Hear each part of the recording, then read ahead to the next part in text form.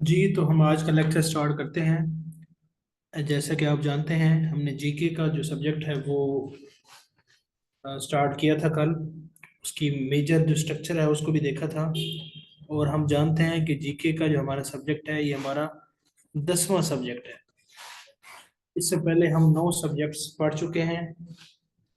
उनकी जो स्ट्रक्चर है, उनकी जो बुनियादी कॉर्नर स्टोन है, उनके जो उनकी फाउंडेशन है, उनको अच्छे तरीके से हम देख चुके हैं। और हमारे एक तरीके से जो एक बहुत बड़ा, अगर आप अपार्टमेंट लें या एक बहुत बड़ा घर हो जिसके 9 कमरे आपने तैयार कर ली हैं और 10वें की जो तामीर है वो जारी है। तो जीके में हमने कल क्या डिस्कस किया था? सबसे पहले हमने जीके के अंदर जो मेजर रिवोल्यूशंस आए थे उनको डिस्कस किया था।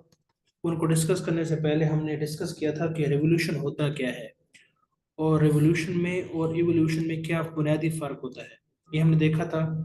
ये फर्क देखने के बाद हमने मेजर जो रेवोल्यूशन से उनको देखा था।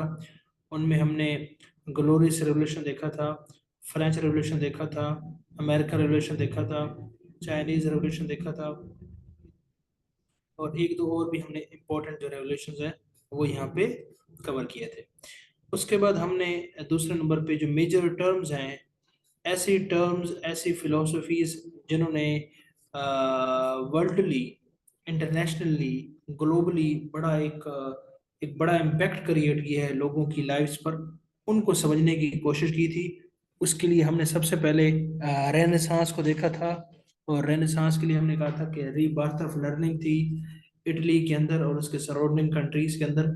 वहाँ पे लिटरेचर को रिवाइव किया गया, उस पर बड़ा काम हुआ, और उसका जो इम्पैक्ट है वो हमें आज तक यूरोप की जो तरक्की है उसमें नजर आता है। उसके बाद रेनेसांस ने जो फाउंडेशन रखी, उसी फाउंडेशन के ऊपर जो है ना वो रेफर्मेशन आती है, जिसको मार्टिन लूथर लेकर आते हैं। और उसका मकसद क्या होता है? उसका मकसद जो क्रिश्चियनिटी का जो सेक्ट था, ऑर्थोडॉक्स स्कूल ऑफ थॉट था, कैथोलिक्स जिसको हम कहते थे, वो उसके अंदर कुछ मसाइल थे, उसके अंदर कुछ इम्प्योरिटीज थी। उन इम्प्योरिटीज को, उन मिलावटों को, उन नेगेटिव एलिमेंट्स को प्योरीफाई करने के लिए, उनको रिफॉर्म करने के लिए एक अलग जो है ना सेक्ट मुतारफ करवाया गया, जिसको हमने प्रोटेस्टेंट कहा था। और उसकी बेस पे बहुत सारे जो यूरोप की कंट्रीज हैं उन्होंने फॉलो उसको किया, और एक बड़ी, एक मैसिव किस्म की वेव आई। उसके डेफिनेटली बड़े इम्पैक्ट्स पड़े यूरोप की तारीख के ऊपर, जिसमें एक एलिमेंट जो था कि जो मजहब का रोल था उनके सोशल स्फीयर में भी था, उनके पॉलिटिकल स्फीयर में भी था, उनके इकोनॉमिक स्फीयर में भी था, उनके कल्चरल स्फीयर में भी था। तो उसका जो इम्पैक्ट था, उसका जो इन्फ्लुएंस था, उसको कम करने में हेल्प हुई।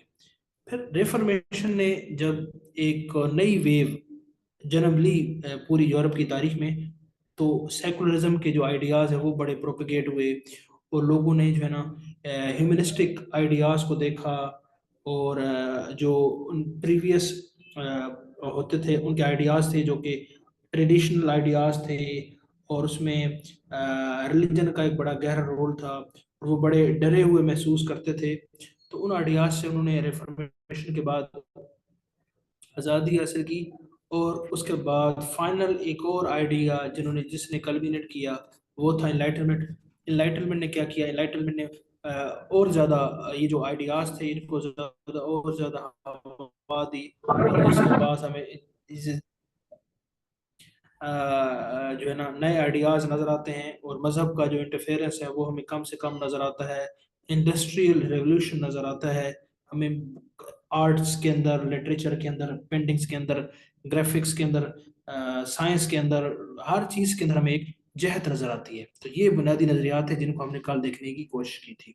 तो आज इन्हीं टॉपिक्स की जो है ना कुछ कड़ी हम मज़ीद देखेंगे। ऐसे कुछ इवेंट्स को देखने की कोशिश करेंगे जो हमने 11 सब्जेक्ट्स में कवर नहीं किए, और वो जीके में हम उसको कवर करने की कोशिश करेंगे।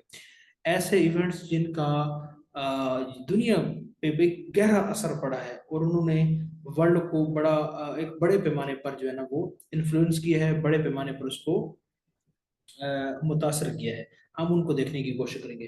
तो उसमें आज का जो हमारा टॉपिक है वो है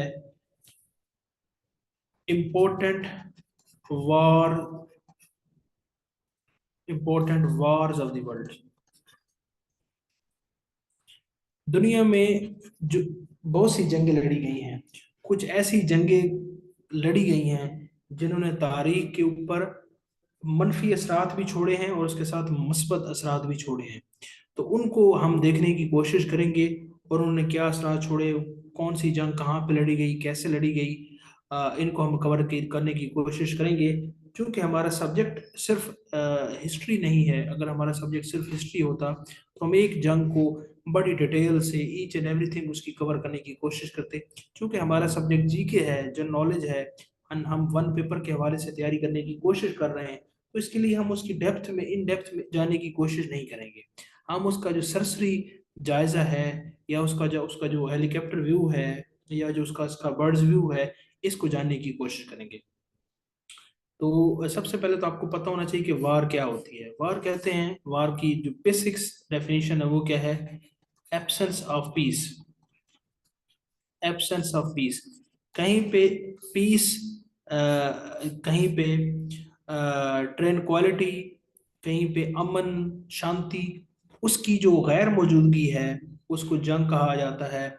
जहाँ पे कन्फ्लिक्ट हो, जहाँ पे कोई लड़ाई हो, जहाँ पे कोई झगड़ा हो, जिसके जरिए कुछ अफराद इन्फ्लिक्ट हो सकते हैं, जिसके जरिए ट्रीज इन्फ्लिक्ट हो सकते हैं, लैंड इन्फ्लिक्ट हो सकती है, और डिफरेंट रिसोर्सेज इन्फ्लिक्ट हो सकते हैं। तो इन तमाम जो जो भी इन्फ्लेक्शन होता है, ये वार्स का नतीजा।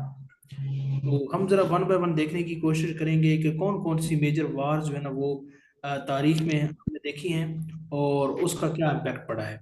तो यहाँ तक जरा मुझे एक दफ़ा क्लियर कर दें कि सबको, आपको आवाज़ सब कुछ ओके है, फिर मैं स्टार्ट करता हूँ। अपने कापियाँ नोट्स रखें। वॉइस भी बंद कर दें, किसका माइक ओपन है? आवाज़ मेरी बिल्कुल क्लियर है सबको?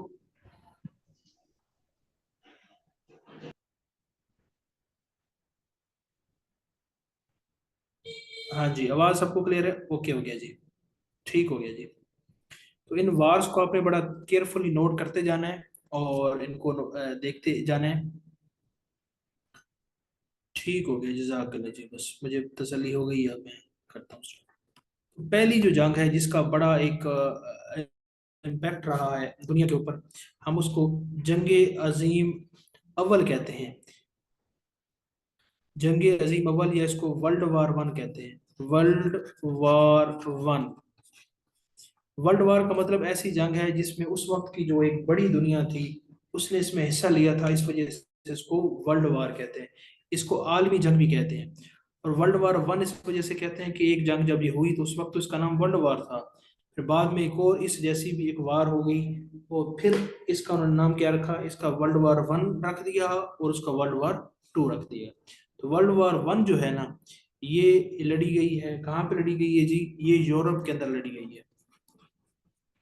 यूरोप के अंदर लड़ी गई है, और ये 1914 से ये स्टार्ट होती है और 1918 तक ये रहती है।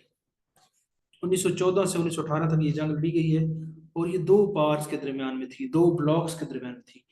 दो मुल्कों के दरमियान में नहीं थी, दो ब्लॉक्स के दरमियान में। ब्लॉक्स का मतलब एक मुल्क नहीं होता, ब्लॉक्स के अंदर एक से ज्यादा कंट्रीज होते हैं। ठीक है। तो एक तरफ जो ब्लॉक था उसको कहते हैं अलाइज, और दूसरी तरफ जो ब्लॉक था उसको हम कहते हैं central, central powers. Allies powers भी कह सकते हैं, अलाइज भी कह सकते हैं, की बात है। अलाइज पार्स थी एक तरफ, और दूसरी तरफ सेंट्रल पार्स थी। अब अलाइज पार्स का क्या मतलब है? अलाइज पार्स में जो कंट्रीज लड़ रहे थे, जंग कर रहे थे, उनमें फ्रांस था, उनमें रशिया था। रशिया तो नहीं था ओबियसली, वो यूएसएसआर था उस वक्त का। उसके बाद उसमें यूके था, इटली था, ये मेजर कंट्री से। फिर इस जंग के एंड पे जो है ना वो यूएसए आता है। यूएसए भी इनके साथ ही था, लेकिन ये शुरू से जंग का हिस्सा नहीं था, ये बाद में इसके अंदर शामिल होता है। और जो सेंट्रल पार्स थी इसके अंदर क्या था? इसके अंदर जो मेजर पार्स थी उनमें एक जर्मनी था, एक ऑटोमन एम्पायर थी, और एक ऑस्ट्रो हंगरी एम्पायर थी। Austro Hungary empire. आज का मौजूदा वक्त का जो हंगरी है वो, और इससे मिलते जो साथ इसके जो सराउंडिंग कंट्रीज थे, ये मिल के एक बनी हुई थी ऑस्ट्रो हंगरी एम्पायर। और ऑटोमन एम्पायर कौन सी थी? ये खिलाफत उस्मानिया, जिसका आप बड़े शौक से ड्रामा देखते हैं अल्तोरल, ये वही खिलाफत उस्मानिया है। ठीक है। तो उसके साथ जर्मनी था। ये दो ब्लॉक्स थे, इनके दरम्यान में जंग होती है अलाइज और सेंट्रल पार्स के नतीजे में। और जंग का नतीजा ये निकलता है कि जो अलाइज पार्स थी ये फाते ठहरते हैं और ये जंग जीत जाते हैं, और ये जो सेंट्रल पार्स हैं ये जंग हार जाते हैं। और उसके अंदर क्या होता है, और उसका नतीजा ये निकलता है कि ऑटोमन एम्पायर जो है उसको तोड़ दिया जाता है, उसके टुकड़े टुकड़े कर दिए जाते हैं। जर्मनी को तोड़ दिया जाता है, ऑस्ट्रो हंगरी एम्पायर तोड़ दी जाती है। और यही चीज़ हमें जो ना खिलाफत मूवमेंट में पाकिस्तान स्टडीज में भी नजर आती थी। जब ये जंग हो गई, इसका अख्ताम हुआ, अलाइज ने सेंट्रल पार्स को शिकस्त दी। फिर क्या हुआ? फिर जनाब मुसलमान जो थे यहाँ पे, वो गोरे से रिक्वेस्ट कर रहे थे, क्योंकि गोरा यूके तो अलाइज पार में था ना। वो गोरे से कह रहे थे कि जो जो जो तुर्की की खिलाफत है उसको बरकरार रखा जाए, उसकी टेरिटरीज को चेंज ना किया जाए। तो वो उस वक्त इसलिए कह रहे थे कि ऑटोमन एम्पायर को तोड़ा जा रहा था। खैर उसकी डिटेल में हम नहीं जाएंगे। आपको जब इसका ब्रीफ बताना है कि 1914 से 1918 के दरमियान लड़ी गई दो बड़े ब्लॉक्स थे। ये ब्लॉक BLOC होता है, ठीक है। ये ब्लॉक BLOC के नहीं समझिएगा, ये ब्लॉक होता है। दो ब्लॉक्स के दरमियान में एक अलाइज और एक सेंट्रल पावर्स। अलाइज में कौन से थे? फ्रांस, रशिया, यूके, इटली और एंड पे यूएसए आया था। और सेंट्रल पावर्स में जर्मनी था, ऑटोमन एम्पायर थी, ऑस्ट्रो एम्पायर थी। इसका रिजल्ट क्या निकला? रिजल्ट अलाइज जीत गया, और इस जंग ने बड़ा नुकसान किया। और इस जंग में कमो बेश 15 से 20 मिलियन जो है ना लोग, वो लोकमाय अजल बने। यानी कि जो 15 से 20 मिलियन लोग थे वो क्या हुए? मारे गए। 1 मिलियन आप अंदाजा लगा सकते हैं, 1 मिलियन जो है ना वो 10 लाख के बराबर होता है। तो 15 से 20 मिलियन का आप कर दें, 20 मिलियन को 10 लाख से मल्टीप्लाई कर दें, तो 10 लाख से कितना बनता है? 2 करोड़ बनता है। 1.5 से 2 करोड़ लोग उस वक्त के, आज के नहीं, उस वक्त के लोग जो है ना उसमें मारे गए। तो ये बहुत बड़ी जंग थी। और इस ये जो जंग थी, ये जंग फिर क्या होता है, एक एक मुआहदे के तहत खत्म होती है। उस मुआहदे को कहते हैं ट्रीटी ऑफ वर्साई। ये हम आगे पढ़ेंगे अभी, लेकिन अभी आप नोट कर लें, ट्रीटी ऑफ वर्साई, VERSAILLES। ठीक है, आप इसको पढ़ते वर्साई है, लेकिन आप इसको इस तरह भी याद कर सकते हैं कि ट्रीटी ऑफ वर्सेल्स भी आप पढ़ सकते हैं, याद रखने के लिए। ट्रीटी ऑफ वर्सेल्स, इसको वैसे ट्रीटी ऑफ वर्साई कहते हैं। इस ट्रीटी के तहत ये जंग कंक्लूड हुई, और इस ट्रीटी के तहत जर्मनी को तोड़ा गया, ऑटोमन एम्पायर को तोड़ा गया, ऑस्ट्रो हंगरी एम्पायर को तोड़ा गया। और ये जो इसकी जो सजा थी वो इसको जर्मनी को दी गई, क्योंकि ये जो जंग है, ये जर्मनी ने क्या किया था? जर्मनी ने ही इसको स्टार्ट किया था। क्योंकि इसमें एक फ्रांस का एक किंग था उस वक्त का, फर्डिनेंड उसका नाम था। उसको उसको मार दिया गया और उसको कत्ल कर दिया गया। और यहीं से इसकी और भी बहुत सी बातें थी, लेकिन एक रीजन, इमीडिएट रीजन ये भी था। तो उसके बाद ये फिर जंग होती है और उसका बड़ा एक मैसेज नुकसान होता है। तो ये थी वर्ल्ड वॉर 1। इसके बारे में आपको यही पता होना चाहिए। हाँ जी, जरा मुझे एक दफा क्लियर कर दें, वर्ल्ड वॉर 1 सबको क्लियर हो गई? फिर मैं आगे चलता हूँ। अगर कोई बड़ा सवाल है तो आप उसको साइड पे ले सकते हैं। जो बातें बताई इनमें से अगर कोई चीज समझ में नहीं तो अभी पूछ लें। हाँ जी, ओके हो गया सबको? एक दफा मुझे बता दें। Sir excuse me. जी जी, जी बताइए। सर ये जो ट्रीटी ऑफ वर्साइल्स है ये इस जंग को रोकने के लिए हुई थी। हाँ जी, ये ट्रीटी इस तरह होती है ना कि एक जंग होती है ना, जंग के बाद दोनों पार्टीज को एक जो तीसरा कोई जो उनका वेल विशर होता है ना, वो कहता है कि आप जंग खत्म करें, उनके दरमियान फिर एक मुआहदा करवाया जाता है। तो ये मुआहदा एक हुआ, एक ट्रीटी हुई, एक एग्रीमेंट हुआ, इसके तहत फिर खत्म हुई। तो इसमें ये तय नहीं पाया था कि दोबारा ऐसी कोई जंग नहीं होगी। बिल्कुल तय पाया था, लेकिन उसकी फिर खिलाफवर्जियां हुई। और ये किसने करवाई थी, कोई प्रोमिनेंट नाम है सर? इसमें उस वक्त की जो बड़ी बड़ी पार्स थी ना, उसमें यूएसए का भी रोल था। यहाँ से जो USSR है इसका भी रोल था। इनके अंदर भी कंट्रीज है ना, ये जो खुद जंग लड़ रहे थे ना। तो जंग जो मुल्क लड़ते हैं या घरों की भी लड़ाइयाँ होती हैं, तो उसमें सारे के सारे घर वाले नहीं लड़ रहे होते। एक दो छोटे नन्हे मुन्ने होते हैं, वो कहते हैं कि जंग क्यों लड़ते हो आपस में। तो इन कंट्रीज में भी कुछ थे, और यू इसमें खास तौर पे यूएसए का बड़ा अहम रोल था। ठीक है सर। ठीक है। अब वो ज्यादा लंबी चौड़ी बातें हैं, उसमें हम नहीं पढ़ने की कोशिश में जानबूझ के आपको उस तरफ नहीं लेके जाता, क्योंकि फिर बात हो जाती है लंबी और फिर आप बहुत सी चीजें स्किप कर देंगे। जीके की खूबसूरती ये होती है कि आप इसको ओवरव्यू आप इसका करते हैं, बाकी इन डेप्थ नहीं जाते। ठीक है, इसकी खूबसूरती यही है जीके की। ओके ओके जी, बाकी सबको क्लियर हो गया? बाकी ट्रीटी ऑफ वर्साई को हम इन डिटेल भी देख लेंगे। बाकी बता दें जी, बाकी बता दें। मेरी आवाज सबको पहुंच रही है? क्लियर हो गया है तो मुझे ओके कर दें, फिर मैं आगे चलूँ। जी ठीक हो गया।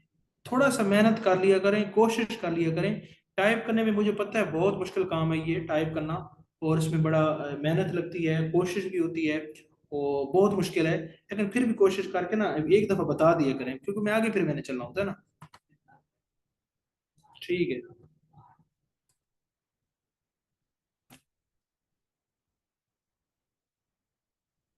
अच्छा जी, दूसरी जंग ये वर्ल्ड वॉर 1 थी। और जैसा शहर से भी डिस्कशन हो रही थी कि वर्ल्ड वॉर 1 को ट्रीटी ऑफ वर्साई के जरिए खत्म किया गया। तो उस इस ट्रीटी के अंदर ये वाज़ेह तौर पे कहा गया कि जनाब इस जंग को रोका जाएगा, और इसको जंग को रोका जाएगा, इस पे जनाब ऐसी जंग ताकि दोबारा ना हो। और इसी ट्रीटी के तहत उसके अंदर एक शीख थी कि एक ऐसी इंटरनेशनल बॉडी बनाई जाएगी जो ये इंश्योर करेगी कि कोई भी दुनिया के जो बड़े कंट्रीज हैं वो आपस में जंग ना लड़े। तो उसके लिए एक बड़ी तंजीम बनाई गई जिसका नाम रखा गया लीग ऑफ नेशंस। ठीक है, लीग ऑफ नेशन। और ये बनाई गई 1919 के अंदर। लीग ऑफ नेशन क्या थी? इसके अंदर तमाम बड़े बड़े उस वक्त के कंट्रीज शामिल थे। और इसका पर्पस क्या था? पर्पस यही था कि वर्ल्ड वॉर 1 जो हो चुकी है, इस तरह की कोई भी जंग ना हो। लेकिन हम इंसान हैं, हम लड़ने मरने से किस तरह बाज आएंगे? फिर क्या होता है? फिर जनाब हमारे पास 1939 आ जाता है। 1939 में हमारी एक और बड़ी जंग होती है जिसको वर्ल्ड वॉर 2 कहते हैं, जो कि 1939 से लेकर 1945 के दरमियान में लड़ी गई है। ठीक है, इसको हम वर्ल्ड वॉर 2 कहते हैं, जंग अजीम दोम कहते हैं। इसके अंदर क्या था जी? इसके अंदर भी दो ब्लॉक थे। एक ब्लॉक जो था अलाइज का था। अब जो दूसरा ब्लॉक था वो वही ब्लॉक था, लेकिन उसका नाम चेंज हो गया उस वक्त। क्यों? उसके अंदर कुछ कंट्रीज और भी एडअप हुए। अलाइज ग्रुप था, और दूसरा था जनाब एक्सेस पार्स। अलाइज पार्स लिख लें यहाँ पे, और एक्सेस पार्स। अब जो वर्ल्ड वॉर 1 हुई थी ना, उसके अंदर जो बाद में ट्रीटी ऑफ वर्साई हुई, उस ट्रीटी ऑफ वर्साई के अंदर कुछ ऐसी शिकें थी, जैसे मैंने आपको पहले बताया कि उसके अंदर जर्मनी को तोड़ा गया, और ऑटोमन एम्पायर को तोड़ा गया, और बड़ा उसके साथ बेईमाना सलूक किया गया जर्मनी के साथ। तो जर्मनी के साथ जब ये सलूक किया गया ना, तो जर्मनी के अंदर एक एंगर था, एक हेट्रेड थी, एक एंटोगनिज्म था, उसके अंदर एक फेयर भी था, और उसके अंदर एक इंटेंस किस्म की वाली फील थी थी ना। उसको फिर क्या होता है, फिर वहां पे उस वक्त की बाद में, उस वक्त तो चीजें दब जाती हैं। फिर 1930s आता है। 1930s में क्या होता है कि 1933 में वहां पे एक पर्सनैलिटी राइज करती है जर्मनी के अंदर, जिसका नाम था एडोल्फ हिटलर। और ये अल्ट्रा नेशनल पर्सन था। ये कहता था कि जो जर्मन ब्लड है ये रॉयल ब्लड है, ये शाही ब्लड है। इसको कैसे इन्होंने ये जो यूके यूएस वालों ने, इन्होंने कैसे इसको मारा है, तो हम इसका बदला लेंगे। तो उन्होंने फिर क्या किया? ऐसा जो लीडर था उसने अपनी कौम को बड़ा मुतहरिक किया, और अपनी आर्मी को स्ट्रेंथन किया, और एक बदले की नीयत से काम करना शुरू कर दिया। और फिर इसी का रिजल्ट क्या निकलता है कि इसी के रिजल्ट में क्या होता है कि जो जर्मनी है, पहले जब उसने इन्वेड किया था, पहले भी उसने माचिस लगाई थी, तील लगाई थी, दोबारा भी जर्मनी ने ही तीर लगाई। और एक कंट्री है पोलैंड के अंदर, आप जानते हैं। ठीक है, तो पोलैंड के साथ जो पोलैंड कंट्री है ना, उसके साथ अलाइज कंट्रीज भी हैं। तो उसने क्या किया, पोलैंड के अंदर कुछ ऐसे एलिमेंट्स थे जो कि अलाइज के हवाले से सॉफ्ट एलिमेंट्स थे। तो सॉफ्ट एलिमेंट्स जो थे उनको दबाने के लिए क्या किया, जो जर्मनी है उसने पोलैंड के ऊपर अटैक किया। और पोलैंड पे जैसे अटैक किया, तो अलाइज ने उस चीज को किल करने के लिए, उस चीज को काउंटर करने के लिए एक कोशिश की, जिसके बाद पहले स्मॉल स्केल पे एक राइवलरी क्रिएट हुई, फिर वो बढ़ते बढ़ते बढ़ते एक वर्ल्ड वार में बदल गई। तो ये वर्ल्ड वार टू फिर हुई, इसके अंदर जो कि 1939 से लेकर 1945 के दरमियान में हुई। और इसमें जो दो बड़े ब्लॉक्स है, अलाइज और एक्सेस पावर्स, इनमें जो अलाइज की तरफ कंट्रीज से, उनमें यूएसए था, उनमें यूएसएसआर था, उनमें कुछ हद तक चाइना था। चाइना का इतना ज्यादा इसमें रोल नहीं था, लेकिन कुछ हद तक था। उनमें फ्रांस था, ये कंट्री से। अब अलाइस के साथ पहले इटली भी था। इटली जो था ना, इटली ट्रीटी ऑफ वर्साई हुई, और ट्रीटी ऑफ वर्साई के बाद ना उनको ऑटोमन एम्पायर को तोड़ा गया था, और उसके बाद जनाब ये जर्मनी को तोड़ा गया, इनकी आर्मीज खत्म की गई, इनके असासे जो है ना वो उनको उन पे कब्जा किया गया। तो जो इटली था ना, अब इन्होंने जितने जो ये जो अलाइज के पावर से ना, इन्होंने जो उसको जैसे तोड़ा, उसके बाद क्या होता है कि जो असासे थे या उसके बाद जो वेल्थ थी ना, आपस में तकसीम की। लेकिन जो इटली था ना, उसको प्रॉपर शेयर नहीं दिया। यूके भी था obviously इसमें, यूके भी था। अब था ना उसको एक प्रॉपर शेयर, पर जब शेयर उसको नहीं दिया, तो इटली जो है ना वो इनके अगेंस्ट हो जाते। तो इटली एक्सेस पार्ट्स के साथ चला गया, एक्सेस पार्ट्स के साथ चला गया, और जर्मनी वैसे वहीं पहले वहीं पे था। अब ऑटोमन एम्पायर तो वैसे टूट चुका था, वो इनके साथ नहीं था। ठीक है। और जापान उस वक्त एक बड़ी इमेजिंग पावर थी, वो भी इनके साथ था। ठीक है। ये मोटी मोटी ये ताकतें थी, और छोटे छोटे और भी मुल्क थे, लेकिन ये इंपॉर्टेंट है, ये आपको पता होना चाहिए। इटली, जर्मनी और जापान, और यहाँ पे यूएसए, यूएसएसआर, यूके, चाइना, ये। तो इनकी एक बड़ी मैसिव जंग होती है, और बड़ी एक हौलनाक किस्म की जंग होती है। इसका रिजल्ट क्या निकलता है? रिजल्ट ये निकलता है कि ये जो एक्सेस पार्स है ना, ये काफी हद तक कैप्चर कर चुके होते हैं इनके इलाके, और काफी हद तक इनका कंट्रोल होता है। फिर क्या होता है? फिर एक बड़ा एक ना इसमें एक सनसनी क्रिएट होती है। जापान क्या करता है कि जो यूएस है ना, यूएसए, इसकी एक पोर्ट है, इसकी एक जो है पोर्ट, पोर्ट समझते हैं ना, जो बंदरगाह जहाँ से बहरी बेड़े उतरते हैं। एक पोर्ट है जिसका नाम है पर्ल हार्बर। पर हार्बर एक पोर्ट है। तो जो जापान है ना, ये क्या करता है, यूएसए की एक पोर्ट जो है ना पर्ल हार्बर, इसके ऊपर अटैक करता है। जब इसके ऊपर अटैक करता है ना, तो ये तो यूएसए के इंटरेस्ट को नुकसान पहुंचाता है, और यूएसए के लिए बड़ी इंपॉर्टेंट पोर्ट होती है। तो यूएसए क्या करता है, रिटेलिएट करता है। और रिटेलिएट ऐसे नहीं करता, रिटेलिएट किससे करता है? न्यूक्लियर रिटेलिएशन करता है। और क्या करता है कि दो एटॉमिक बॉम्ब जो है ना वो जापान के ऊपर गिरा देता है। पहला बॉम्ब 6 अगस्त को गिराता है, 1945 को। और दूसरा बॉम्ब 9 अगस्त को गिराता है। पहला जो बॉम्ब है वो जापान के शहर हिरोशिमा पे गिराता है, और दूसरा जो बॉम्ब है वो नागासाकी पे गिराता है। और जो पहला है 6 अगस्त को, और दूसरा 9 अगस्त को। जो पहला बॉम्ब है उसका नाम वो नाम देता है लिटिल बॉय, और जो दूसरा 9 अगस्त को बॉम्ब गिराता है उसका नाम देता है फैट मैन। तो ये लिटिल बॉय 6 अगस्त को हिरोशिमा पे गिराता है, और 9 अगस्त को नागासाकी के ऊपर फैट मैन गिराता है। तो इसका ये जो जब बॉम्ब गिरते हैं, तो उससे तो ये जापान के ये दो शहर और जापान का काफी ज्यादा जो बड़ा स्ट्रक्चर होता है वो तबाह और बर्बाद हो जाता है। और इसका रिजल्ट ये निकलता है कि जो एक्सेस पार्स है, जो जीती हुई जंग थी, वो अल्टीमेटली क्या हो जाते हैं, वो हार जाते हैं।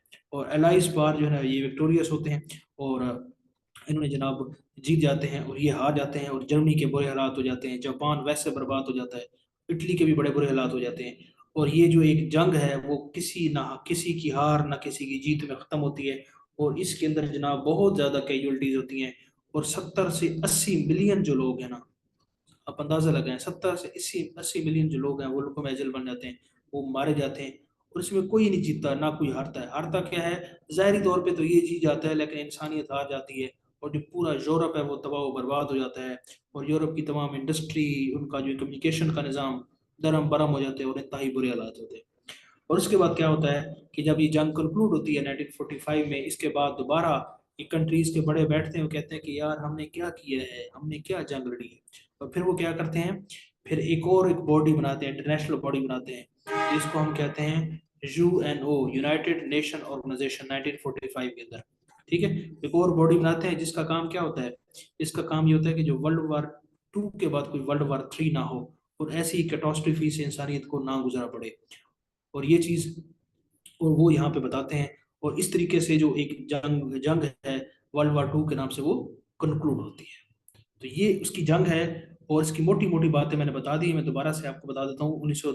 1939 से शुरू हुई, 45 तक रही। 70 से 80 मिलियन लोग इसमें मारे गए। एलाइज थे, एक्सेस पारसी। एलाइज में USA, USSR, UK, China, France था। और उसके जहाँ पे एक्सेस पार्स में जनाब ये जर्मनी था, इटली था, जापान था। और इसमें ये जीत रहे होते हैं जंग, ठीक है। एंड पे क्या होता है कि जापान, इसकी एक पोर्ट है यूएसए की, पर्ल हार्बर, उसके ऊपर अटैक करता है। और इसकी रिटेलिएशन में जो यूएसए है ये जापान के दो शहर हिरोशिमा और नागासाकी पर एटॉमिक बॉम्ब गिरा देता है। पहला बॉम्ब 6 अगस्त को, दूसरा बॉम्ब 9 अगस्त को। पहला बॉम्ब का नाम लिटिल बॉय है, दूसरे का फैटमैन है। ये गिरा देता है। और इससे इससे क्या होता है, जापान के दोनों शहर जो है ना वो एक तरीके से तबाह हो जाते हैं। और इसके ऐसे असरात होते हैं आज तक, ये जो शहर है वहाँ पे जो है ना उसकी न्यूक्लियर रेडिएशन के आज तक असरात मौजूद हैं। और वहाँ पे जो प्लांट्स होते हैं वो भी डिफेक्टेड प्लांट्स होते हैं, और काफ़ी वहाँ पे नस्लें जो पैदा हुई हैं कोई माजूर और इस तरह की पैदा हुई हैं। तो न्यूक्लियर एक्सपेरिमेंट पहला और लास्ट एक्सपेरिमेंट था, और इसके एक हौलनाक किस्म के असरात दुनिया में मरतब हुए। और इसके बाद क्या होता है कि एक बड़ी यूनाइटेड नेशन ऑर्गेनाइजेशन बनती है, और दुनिया को ये बताया जाता है। और यही इस सबको, पूरी दुनिया को एक मैसेज कन्वे होता है कि जो जंगें होती हैं या जो कत्ल व गारत होती है, ये कभी भी किसी कौम के लिए साजगार नहीं होती। तो जिस तरह एक कौम के लिए साजगार नहीं होती, इसी तरह ये अशखास के लिए, लोगों के लिए भी साजगार नहीं आती।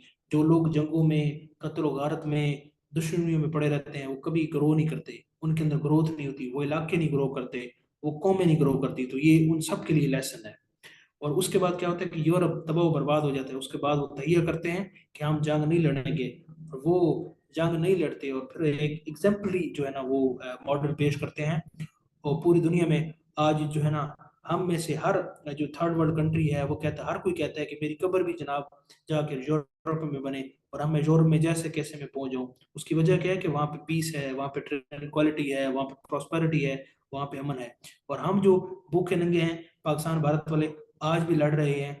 और जो उन्होंने सबक हमें, उनके जो मामलात थे, उनसे हमें जो सबक सीखना चाहिए था 100 साल पहले के वाकया से, वो नहीं सीख रहे कि जंगों से मसाइल हल नहीं होते, बैठ के चीज़ों को डिस्कस करने से मसाइल हल होते हैं। हाँ जी, जरा बताइएगा, बात लंबी हो गई है। वर्ल्ड वार 2 सबको क्लियर हो गई है, तो ये जंगें, हाँ जी बताइएगा जरा, वर्ल्ड वार 2 ओके हो गया सबको? जी ठीक हो गया। आप सभी ये बातें नोट कर लें। अगर आप भी झगड़ा करते हैं अपने हमसायों के साथ और इधर उधर के साथ, तो आप कभी भी आगे नहीं बढ़ सकेंगे। अगर आपने आगे बढ़ना है तो आपने इन चीज़ों को फारगिव करना पड़ेगा, चीज़ों को लेट इट गो करना पड़ेगा, आगे मूव करना है, तब आप आगे बढ़ने में कामयाब होंगे। हाँ जी, LON, league of Nations. League of nation एक तंजीम थी जो कि वर्ल्ड वार 1 के बाद बनाई गई, जिसका मकसद जंग को रोकना था, लेकिन वो नाकाम हो गई। तो इस लीग ऑफ नेशन की एक अगली एक्सटेंशन वो फिर वर्ल्ड वार 2 के बाद बनाई गई, उसको हम यूएनओ कहते हैं, यूनाइटेड नेशन ऑर्गेनाइजेशन। तो यूएनओ का जो प्रेडेसर था, या जो एक बड़ा बड़ा इदारा था जिसके जो पीछे, वो लीग ऑफ नेशन था। पहली international body League of Nation ही थी। अक़वाम मुत्तहिदा यूएनओ को कहते हैं, यूनाइटेड नेशन ऑर्गेनाइजेशन को। हो गया सबको क्लियर? ठीक हो गया जी, हम आगे चलते हैं। बस ठीक है। बस इसी तरह मुझे चैट में बता दिया करें ना, मुझे फिर क्लियर हो जाता है कि आपको ये चीज़ क्लियर हो गई है। ऐसे मैं फिर देखते रहता हूँ कि पता नहीं मेरी आवाज़ भी जा रही है या नहीं जा रही। तो आपको पता है ये वर्चुअल नेटवर्क है, मैं आपकी ना आपको देख नहीं सकता, आपको फील नहीं कर सकता। आप जो लिखते हैं वही मुझे पता चलता है कि आप तक ये बात पहुंची है या नहीं पहुंची। तो इस वजह से इसको फिर रिस्पॉन्स कर दिया करें बस। उसके बाद जनाब एक तीसरी बड़ी जंग है जो वर्ल्ड वार 2 के बाद लड़ी गई है, उसको हम कहते हैं कोल्ड वार। कोल्ड वार नाम से ज़ाहिर है सर्द जंग। सर्द जंग का मतलब ये है कि ये ऐसी जंग थी जिसमें जो दो कंट्रीज थे वो डायरेक्टली जो है ना वो एक दूसरे के आमने सामने नहीं आए, डायरेक्ट कन्फ्रंटेशन उनकी आपस में नहीं हुई। हाँ, ये इनडायरेक्ट लड़ते रहे हैं। अब ये कैसे है मैं भी आपको बताता हूँ। पहले आप नोट कर लें कि कोल्ड वार जो है ये 1947 से लेकर 1991 तक के दरम्यान में लड़ी गई है। कुछ सोर्सेज पे आपको 45 भी मिल जाएगा, कुछ सोर्सेज पे आपको 1989 में मिल जाएगा, इसकी डेट्स वेरी करती है। लेकिन आप एक बड़ी ब्रैकेट याद रखें, 1947 से लेकर 1991 तक एक जंग लड़ी गई जिसको कोल्ड वार कहते हैं। ये जो जंग थी ये दो आइडियोलॉजिकल ब्लॉक में थी। जब 1947 में उस वक्त दो ब्लॉक थे, एक था कैपिटलिस्टिक ब्लॉक और एक था कम्युनिस्ट ब्लॉक। इन बड़े ब्लॉक्स, दो ग्रुप्स के दरमियान एक जंग लड़ी गई जिसको कोल्ड वार कहते हैं। अब कैपिटलिस्ट ब्लॉक को लीड कर रहा था उस वक्त यूएसए, और कम्युनिस्ट ब्लॉक को लीड कर रहा था यूएसएसआर। तो इन दोनों कंट्रीज के दरमियान लड़ी गई है। अब यूएसए के साथ वो तमाम कंट्रीज थे जो कैपिटलिस्ट ब्लॉक में आते थे। इसमें ये यूरोप के काफी सारे कंट्रीज आ जाते थे, जिसमें फ्रांस, यूके, पाकिस्तान, ये सारे, ठीक है, भारत इवन, ये सारे जितने भी थे ये कैपिटलिस्ट ब्लॉक में थे। और कम्युनिस्ट ब्लॉक में कौन था जी? China, USSR, Cuba, North Korea, ये इसके अंदर थे। अब ये एक बड़ी जंग है, बहुत इसकी बड़ी फिलासफी है। मैं तो बड़ी फिलासफी कवर करने नहीं करूंगा क्योंकि उसमें फिर चीजें काफी सारी आ जाएंगी। आप बस यही ध्यान में रखें कि ये दो दो नजरियात की जंग थी। और ये कोल्ड वॉर इसको इस वजह से कहते हैं कि यूएसए और यूएसएसआर ने डायरेक्ट अपनी फौज एक दूसरे के साथ नहीं लड़ाई की। इन्होंने कैसे लड़ाई की? इन्होंने लड़ाई की in the form of proxy wars. अब प्रॉक्सी वार्स क्या होती है? प्रॉक्सी वार ये होती हैं कि अब मिसाल के तौर पे दो दुश्मन हैं, एक है ए और एक है बी।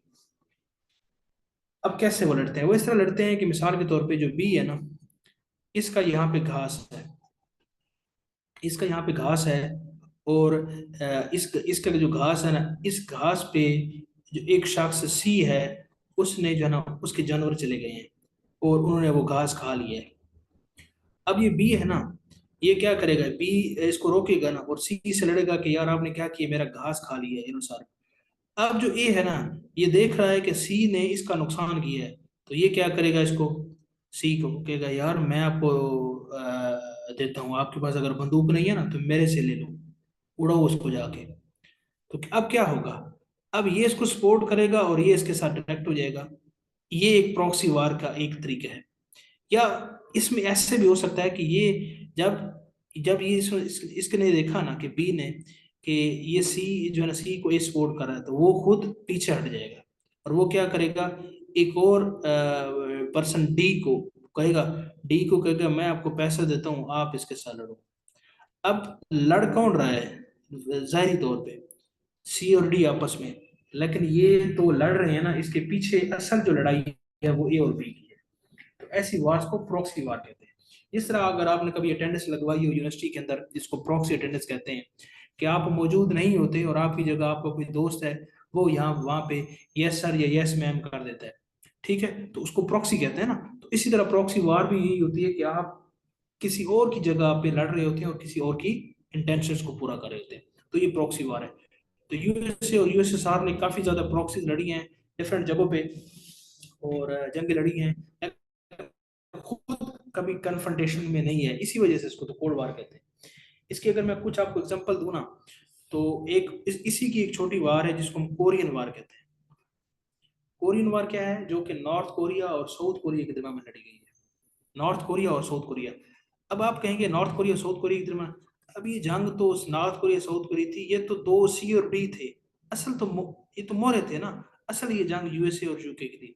तो जो नॉर्थ कोरिया था ना, इसको सपोर्ट करा था यूएसएसआर, और साउथ कोरिया को सपोर्ट करा था यूएसए। तो इनकी एक बड़ी जंग हुई जो कि प्रॉक्सी वार थी, और थी किसके दरमियान? असल में यूएसए और यूएसएसआर के दरमियान। इसी तरह एक और बड़ा क्राइसिस रहा है, क्यूबन मिसाइल क्राइसिस, जो कि 1962 में हुआ है। अब ये क्यूबा एक कंट्री है ना यूएसए के साथ। अब इसमें क्या किया? ये यूएसए साथ था ना, इसने यूएसए ने क्या किया कि यूएसए ने इसके यूएसएसआर के साथ कंट्री है यूक्रेन, यूक्रेन के साथ एक और कंट्री है, उसमें क्या किया इसने? अपनी मिलिट्री प्रेजेंस रखी और उसने जनाब अपने मिसाइल यहाँ पे लगा दिए। और मिसाइल किसके लिए लगाए? लाजमी सी बात है यूएसएसआर के लिए लगाए। तो यूएसएसआर ने इसके बदले के लिए क्या किया? यूएसए ने क्या किया? जो यूएसए का हमसाया है ना क्यूबा, उसमें जनाब मिसाइल पहुंचा दिए और वहां लगा दिए। इसको फिर क्यूबन मिसाइल क्राइसिस कहते हैं, ठीक है। अब देखें ना, ये मुल्क और ये मुल्क, ये वही जंग तो इनकी आपस में हो गई ना, लेकिन असल जो हैंडलर थे वो पीछे थे। तो ये क्यूबन मिसाइल क्राइसिस भी इसी का है। इसी तरह काफी सारे इवेंट्स हैं जो कि कोल्ड वार में आते हैं। इसी तरह अगर आप देखें तो और भी छोटे मोटे आ जाते हैं, लेकिन हम उसको कवर करने की जरूरत नहीं है। आपने ये ध्यान में रखना है कि 47 से 1991 तक ये लड़ी गई, और ये कोई डायरेक्ट कन्फ्रंटेशन नहीं थी, प्रॉक्सी से लड़ी गई, यूएसए और यूएसए में थी, दो आइडियोलॉजिकल ग्राउंड्स पे थी, ठीक है। और इसी की कड़ी हमें बाद में नजर आती है जब 1979 में क्या होता है, अफगानिस्तान के अंदर यूएसएसआर इन्वेड करता है, ठीक है। वजह ये होती है ना, वहाँ पे अफगानिस्तान के अंदर एक हुकूमत आ जाती है जो होती है कम्युनिस्ट बेस्ड। अब कम्युनिस्ट बेस्ड होती है, लेकिन जो उसके पीपल होते हैं ना, वो क्या करते हैं, अब जो यूएसए है, वो लोगों को जाके कहते हैं कि आपकी हुकूमत तो कम्युनिस्ट है, ये है वो है, उसके खिलाफ भड़काता है। यानी कि भड़काता भी है और उसको उसके हुकूमत के खिलाफ उसको प्रमोट करने की कोशिश भी करता है। अब जो कम्युनिस्ट गवर्नमेंट होती है, ये क्या करती है उस वक्त, ये जनाब यूएसएसआर को बताती है कि देखिए ये मुझे, मेरी जो लेजिटिमेट गवर्नमेंट है ना, उसको गिराने की कोशिश की जा रही है। तो कम्यू ये क्या करता है, यूएसएसआर इन्वेट करता है दिसंबर, ये मंथ भी पता होना चाहिए, दिसंबर 1979 में अफगानिस्तान के अंदर। तो अफगानिस्तान वार के साथ एक इसकी जंग शुरू होती है। फिर बाद में वो जो यूएसएसआर है, यूएसए है, ये फिर कहता है पाकिस्तान को भी आप हमें हेल्प दें, और पाकिस्तान भी इसकी हेल्प करता है। उस वक्त जवाहर हक साहब हमारे सदर होते हैं, और एक जहादी कल्चर यहाँ पे प्रोड्यूस होता है और जहादी तैयार किए जाते हैं, और हमें डॉलर मिलते हैं, और मजहब के नाम पे हम जनाब उन जवानों को मुश्तिल करते हैं, लड़ाते हैं, शहीद करते हैं, और डॉलर के लिए, ठीक है। और कोई मकसद नहीं था, कोई मजहब की खिदमत नहीं कर रहे थे, डॉलर से लिए, ठीक है। तो वो हम करते हैं, और एक बड़ी एक जंग होती है, अल्टीमेट रिजल्ट निकलता है कि वो जो यूएसएसआर है उसको इसमें शिकस्त होती है, और अल्टीमेटली ये जो यूएसएसआर था ये इकोनॉमिकली इतना कमजोर हो जाता है, आखिरकार ये टूट जाता है। फिर हम क्या कहते हैं कि इसकी डिसोल्यूशन होती है, यानी यानी ये एक टूट जाता है, और इसमें से 15 रियासतें अलग हो जाती हैं, जिसमें हम तुर्कमानिस्तान, तुर्कमानिस्तान, कजाकिस्तान, ये जितने भी तान तान है, ये सारे इसमें से निकलते हैं 1989 के अंदर, ठीक है। और एक मुआहदा होता है जिसके तहत ये जो फौजें हैं इसकी, जो यूएसए की है, वो इसमें से अफगानिस्तान से निकल जाती हैं। उसका मुआहदे का नाम है जेनेवा एकॉर्ड, जेनेवा अकॉर्ड, ठीक है, जनेवा अकॉर्ड। तो ये जनेवा एक सिटी है, जनेवा अकॉर्ड के साथ एक मुआहदा होता है, जिसके जरिए क्या होता है कि जो जो अफगानिस्तान के अंदर जो फौजें होती हैं, पहले तो उसमें ये आता है ना, ये आते हैं कम्युनिस्ट आते हैं, यानी यूएसएसआर वाले आते हैं, फिर यूएसए ये अपनी नेटो की सप्लाई के जरिए पाकिस्तान के थ्रू ये भी अफगानिस्तान में जनाब दाखिल हो जाते हैं। फिर ये यहाँ से निकल जाते हैं और इस मुआहदे के तहत ये निकल जाते हैं। तो इस तरीके से जो कोल्ड वार है ये खत्म हो जाती है, और जो कैपिटलिस्ट ब्लॉक है ये जीत जाता है। ठीक हो गया जी। तो ये है आपके लिए कोल्ड वार। अब बताइए जी, ये आपको कोल्ड वार क्लियर हो गया सबको?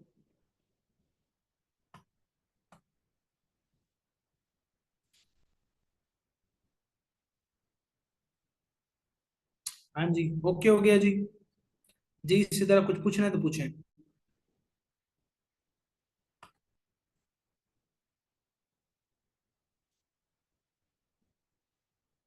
क्यूबन मिसाइल क्राइसिस 1962 में हुआ। इसके अंदर ये होता है कि क्यूबा के अंदर ना, क्यूबा एक कंट्री है, हमसाया मुल्क है, जो कि यूएसए के साथ है, यूएसए के साउथ में लाया करता है। मैप पे देखें ना, ज्योग्राफी में जाके देखें, तो उसमें क्या करता है कि ये जो यूएसएसआर है ना, ये उस पे जाके वहां पे मिसाइल खड़ी कर देता है, और एक तरीके से थ्रेट करता है ना यूएसए को, और बड़े करीब होता है, क्यूबा बड़ा करीब है इसके यूएसए के। तो इस पे बड़ा एक इनके आपस में बड़ी कन्फ्रंटेशन पैदा होती है। तो बाद में ये चीजें फ्यूज डाउन हो जाती हैं। तो लेकिन एक बड़ा इवेंट होता है, उस पर कोई मेजर कैटास्ट्रोफी नहीं होती, लेकिन ये है कि एक बहुत एक वर्ल्ड का बड़ी एक वार का खतरा बनता है, उसको क्यूबन मिसाइल क्राइसिस कहते हैं। क्लियर हुए आपको सिद्रा? इतना ज्यादा डिटेल में ना जाए, बस आप पता हो ह्यूमन मिसाइल क्राइसिस क्या था, कब हुआ था, बस। बाकी इसमें तो इतने ज्यादा इवेंट्स हैं कोल्ड वार पे, लोगों ने पता नहीं हजारों किताबें लिखी हुई हैं, तो आपने वो नहीं करनी। वो इंटरनेशनल लॉ वाले हैं, ये इंटरनेशनल रिलेशंस वाले हैं, वो नहीं करनी है। ठीक हो गया जी। उसके बाद ही हम नेक्स्ट आगे चलते हैं। अब जी तीन बड़ी जंगें हमारी हो गई हैं, उसके बाद जो बड़ी जंग है, अब छोटी छोटी बड़ी जंगें हैं। नेक्स्ट जो हमारे पास जो जंग है वो है अमेरिकन सिविल वॉर। अब ये कोई ऐसी जंग नहीं है कि जो किसी मुल्क के साथ हो, ठीक है। याद रखिएगा, सिविल वार क्या होती है, सिविल वार को उर्दू में कहते हैं खाना जंगी। खाना जंगी का मतलब है कि जब एक मुल्क के अंदर एक जंग हो रही होती है ना, लोगों की आपस में, फौज की और पुलिस की फौज के साथ, पुलिस की लोगों के साथ, लोगों की फौज के साथ, इसको खाना जंगी कहते हैं। तो अमेरिकन सिविल वार क्या है, ये अमेरिका के अंदर की जंग है। जो कि 1861 से लड़ी गई और 1865 तक। ठीक है, इसके अंदर क्या था कि यूएसए के अंदर ना दो ब्लॉक थे। एक ऐसे कुछ लोग थे जो स्लेवरी को पसंद करते थे, और कुछ ऐसे लोग थे जो कि स्लेवरी को पसंद नहीं करते थे। ये वो जमाना है जब स्लेवरी उस वक्त एक प्रॉपर इंस्टीट्यूशन होती थी, और स्लेवरी अलाउड थी, गुलामी जिसको कहते हैं। ठीक है, वो उस वक्त अलाउड थी। और जो नॉर्थर्न स्टेट थी ना, नॉर्दर्न जो साइड थी ना यूएसए की, वो गुलामी के खिलाफ थे।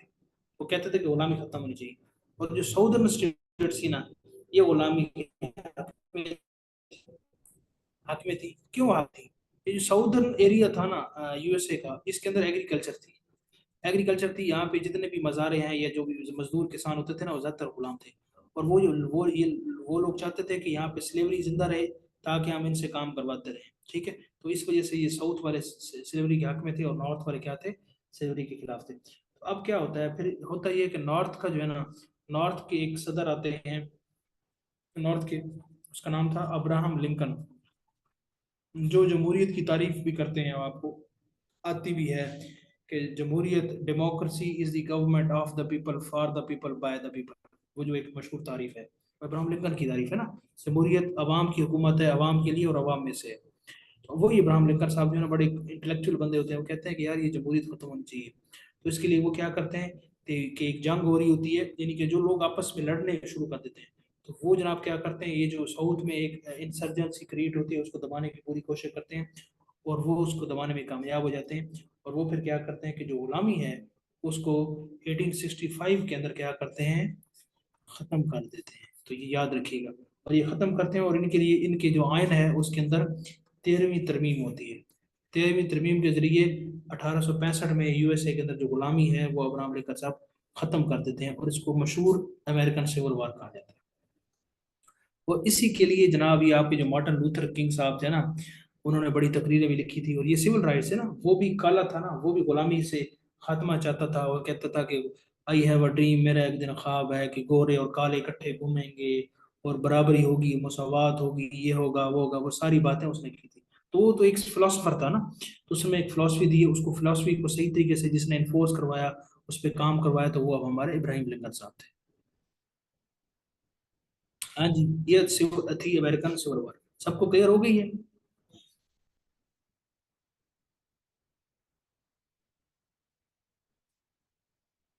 बताइए जी, अमेरिकन सिविल वॉर सबको क्लियर हो गई है? तो जो मार्टिन लूथर था, वो एक बुनियादी उस्ताद था, और इसके इतने मजबूत उसके नजरियात थे, इतना उसमें उसमें काम किया था। नहीं नहीं, मुस्लिम नहीं था, नाम उसका अब्राहम लिंकन। और वो एक उस्ताद था, और उसके इतने मजबूत नजरियात थे, और कितना वो सोचता था वो। और देखिए अल्टीमेटली फिर उसके जो नजरियात थे उन्होंने प्रिवेल किया, और फिर वो खत्म हो गया। हाँ जी, वो मिलता जुलता है नाम, लेकिन वो नहीं था। ठीक हो गया जी, इसकी एक मशहूर तारीफ भी याद रखिएगा, democracy is the government of the people for the people by the people. ये अब्राहम लिंकन साहब की मशहूर है। ठीक हो गया जी। तो एक बड़ी ये मशहूर वार है, ये आपको पता होनी चाहिए। इसके अलावा एक लास्ट वार है, वो भी हम देखते हैं। इसके अलावा और भी छोटी मोटी काफी वार है, लेकिन हम वो कवर नहीं करेंगे, उतनी ज्यादा इंपॉर्टेंट नहीं है। फिर हमने पीएचडी तो नहीं करनी ना फिर इसके अंदर, जीके के अंदर। अब एक और वार है, वो है, बिल्कुल जी, आपने ये पाक सिटी के अंदर अगर कहीं ना कहीं आपको अगर याद है तो पढ़ी होगी आपने।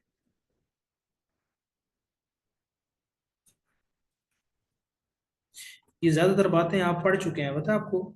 मैं तो आपको, मैंने पहले बताया था, मैं तो आपको रिवाइज करा रहा हूँ।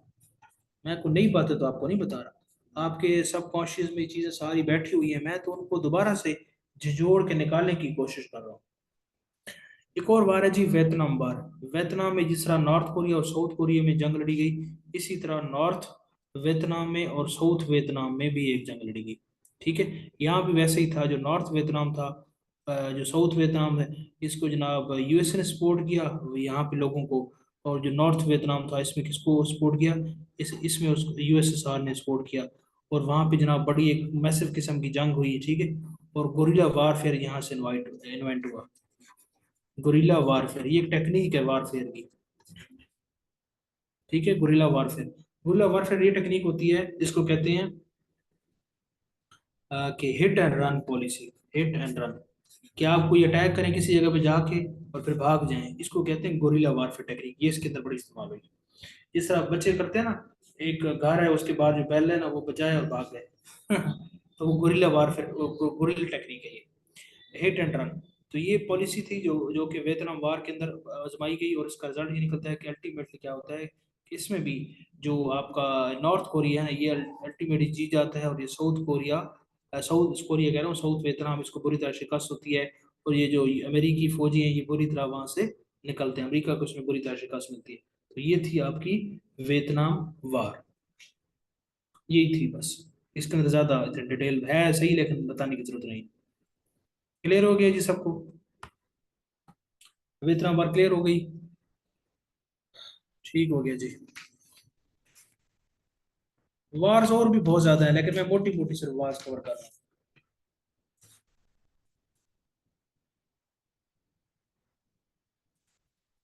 हाँ जी, सबको क्लियर हो गया जी?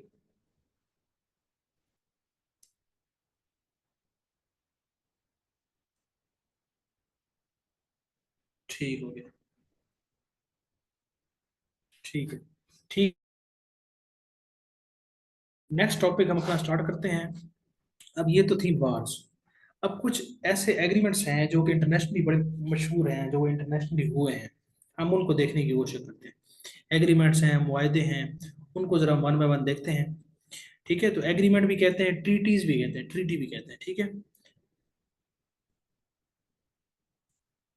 तो पहला इंपॉर्टेंट वार्स थी, अब इंपॉर्टेंट एग्रीमेंट्स, ये इंपॉर्टेंट ट्रीटीज, उनको हम देखते हैं जी।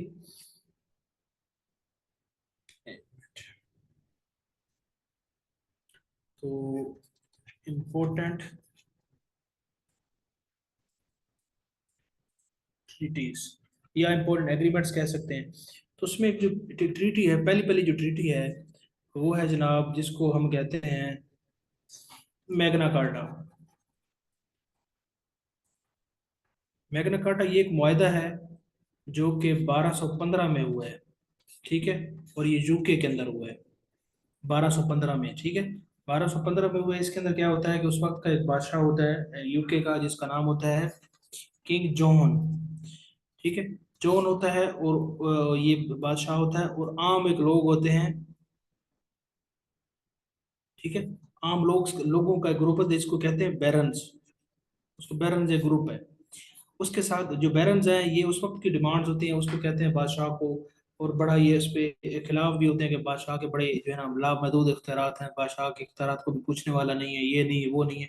तो फिर एक मैग्ना कार्टा एक एग्रीमेंट होता है बादशाह और बैरन्स के दरमियान में, कि उसके अंदर पहली दफा जो है ना बादशाह के जो इख्तियारात है ना उसमें कमी की बात होती है, कि बादशाह के इख्तियारात में कमी की जाएगी। बादशाह ये नहीं कर सकता, ये कर सकता है, ये नहीं कर सकता, ये कर सकता है। तो ये जो है ना बात की गई। ये तारीख में पहली दफा एक ऐसा डॉक्यूमेंट था जिसमें किसी ने बादशाह की जो पार्स थी या अनक्वेश्चनेबल पार्स थी उनको चेक करने की, उनको रोकने की, उनको पूछने की कोशिश की थी या जसारत की थी। तो इस वजह से इसको मैग्ना कार्टा एक बड़ा एक डॉक्यूमेंट कहते हैं, जिसको मंशूर आजम कहते हैं उर्दू में, ठीक है। और ये 1215 में किंग जॉन का बैरन्स के साथ था, और इसके अंदर जो किंग्स था उसके जो इख्तियारात थे उसको काम करने की कोशिश की गई। तो ये मैग्ना कार्टा था। इसी वजह से जो है ना, फिर इसी, ये जमहूरियत का पहला बीज था जो लगाया गया था। फिर इसी पे चीजें बिल्ड होती रही। फिर बाद में यूके के अंदर पटिशन ऑफ राइट्स आते हैं, फिर जनाब पार्लियामेंट्स एक्ट आता है, फिर ग्लोरियस रेवोल्यूशन आता है, फिर जनाब पहला ये जो दुनिया के आयन है उसको उसमें शामिल किया गया। तो इसकी जो पहली आयनी दस्तावेज है ना, हम तो रिलीजियसली अपने उसको मदीना उसको कहते हैं, मिसाल के मदीना को कहते हैं, लेकिन यूरोप वाले तो उसको नहीं मानते ना। वो कहते हैं जो पहली आईनी जो एक दस्तावेज थी, एक डॉक्यूमेंट था रिटन, वो मैग्ना कार्टा ही था, ठीक है। और आमतौर पर मैग्ना कार्टा वर्ड भी इसीलिए यूज करते हैं कि मैग्ना कार्टा किसी चीज का बहुत अहम तरीन मसौदा, ठीक हो गया जी। और हमारी जो ऑब्जेक्टिव रेजोल्यूशन है उसको Magna Carta of our constitution भी कहते हैं, ये भी बात याद रखिएगा। और ये जो सवाल है कि ऑब्जेक्टिव रेजोल्यूशन को Magna Carta of our constitution कहते हैं, ये नाचीज से इंटरव्यू में पूछा भी गया था, ये भी आपको बता दूं। तो ये था मैग्ना कार्टा, इतना ही आपको पता होना चाहिए, बाकी इन डिटेल जाने की जरूरत नहीं है कि अब क्या अख्तियारात काम हुए क्या नहीं हुए। वो मैं बताऊं भी सही तो एक लंबी कहानी है। तो ये पहला जो एक डॉक्यूमेंट है, ये पहला एक ट्रीटी है, समझ लें इसको, ये पहला एक इम्पोर्टेंट डॉक्यूमेंट है जो कि बड़ा जरूरी है, आपको मैंने बता दिया। ठीक हो गया, जिसको नोट कर लें। उसके बाद जी क्या लिखा है आपने सर? ये उमर लॉज भी इसी में ऐड किए थे? उमर लॉज इसमें नहीं थे, वो तो बात की है, वो तो कनाडा के फिर बाद में जो है ना वो डॉक्यूमेंट्स में शामिल है, इसमें नहीं है।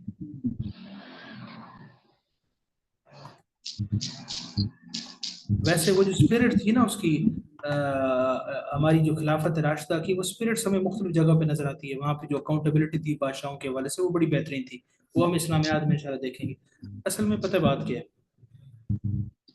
बात यह है कि ये जो एक एक मंशूते, हाँ जी, मंशूर आजम, मंशूत नहीं, मंशूर। मंशूर जो होते हैं ना, जिसको मैनिफेस्टो भी कहते हैं। मंशूर आजम मैग्ना कार्टा को उर्दू में कहते हैं मंशूर आजम, इसको उर्दू में मंशूर आजम कहते हैं। मैं ये कह रहा हूँ मैग्ना कार्टा को। क्लियर हो गया आपको मेरी? मैं आपको ये बता रहा था कि अब देखें ना मैग्ना कार्टा, तो मेरा बड़ा दिल करता है कि इस तरह का कोई क्लास हो कि अब एक मैग्ना कार्टा है ना, तो अब आपको मैं मैग्ना कार्टा पढ़ाऊँ। तो यकीन करें 2 घंटे हम मैग्ना कार्टा ही पढ़ते रहेंगे। इतना खूबसूरत टॉपिक है क्या, कैसे ये सारा हुआ, कौन सी डिमांड्स थी, कौन कौन से इवेंट को इसको लीड किया, और क्या उसकी प्रोविजंस थी, बहुत ज़बरदस्त चीज़ है। लेकिन अब वन पेपर के हवाले से आपको नहीं कवर करा सकते ना, मजबूरी है। अब अगर वन एक ही मैग्ना कार्टा भी मैं आपको सारे दिन में नहीं करा सकता। तो कभी इंशाल्लाह ज़िंदगी में मौका मिला तो एक एक टॉपिक को पढ़ाने का। वैसे यूट्यूब पे भी मेरा इरादा है आगे जाके कुछ वीडियोस बनाऊं, लेकिन वो भी वही बात है कि उसमें भी कोई 20 मिनट या 15 मिनट से ज़्यादा कोई वीडियो देखना नहीं चाहता। तो ऐसे टॉपिक्स पे फिर बड़ा टाइम लगता है। आपने उसको शुरू करना है, फिर उसके अंदर क्या प्रोविजंस थी, क्या उसकी इम्पैक्ट्स, क्या बड़े बहुत ज़बरदस्त चीज़ें हैं। तो बड़ा मजबूर होकर यहाँ पे आपको पढ़ाना पड़ता है, इसमें बड़ा रेस्ट्रिक्ट होकर पढ़ाना पड़ता है। ठीक हो गया जी। तो वो तारिक अजीज वाली मुझे बात याद आ जाती है कि तारिक अजीज साहब किसी बातों बातों में आ गई तो आपको बता दी। वो कहते हैं कि तारिक अजीज साहब गए ना किसी प्रोग्राम में, और कहते हैं कि तारिक साहब आपने 3 मिनट बात करनी है। वो कहते हैं 3 मिनट के लिए? वो कह रहे हैं ये तो बड़ा मुश्किल काम है। वो कहते हैं क्यों, आप तो घंटों बात करते हैं। वो कहते हैं कि 3 घंटे बात करनी बड़ी आसान होती है, 3 मिनट बात करनी बड़ी मुश्किल होती है। तो बड़ा चीज़ों को कंसाइज करना और कम्पैक्ट तरीके से बड़ा मुश्किल होता है ये। चलें जी, उस तरफ बात चलेगी। तो हमारी ट्रीटी ऑफ हो गई है, वो क्या नाम है, मैग्ना कार्टा हो गया। अब दूसरी एक देखिए, एक और बड़ी इंपॉर्टेंट ट्रीटी है, नोट करें जी, वो है ट्रीटी ऑफ वेस्टफेलिया।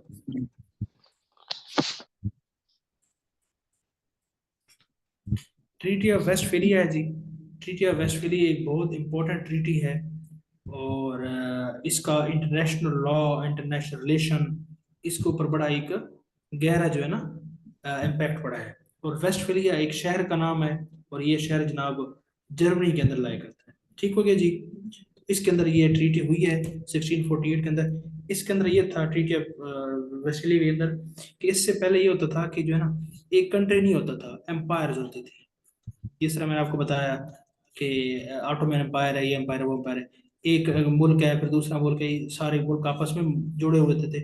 और इस सारे मुल्क की एक एम्पायर होती थी, और इस एम्पायर का एक बादशाह होता था, खलीफा होता था, सारा कुछ होता था। ठीक है, और ये एम्पायर थी।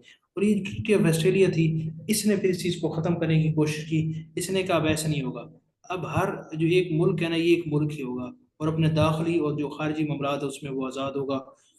ऐसा नहीं होगा कि एक एम्पायर होगी, एम्पायर नहीं होगी। हर मुल्क अपने मामलात में, अपनी आबादी, अपने इलाके में जो है ना वो खुद मुख्तार होगा, उसके ऊपर कोई अटैक नहीं करेगा। ठीक है।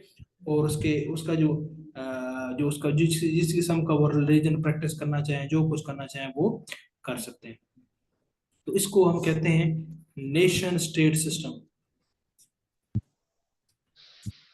आज जो दुनिया में है ना नेशन स्टेट सिस्टम है, तमाम मुल्क अपने दाखिली और खारजी मामलात के हवाले से बड़े आज़ाद होते हैं, सोवरन होते हैं, कोई दूसरा उसमें इंटरफेयर नहीं करता।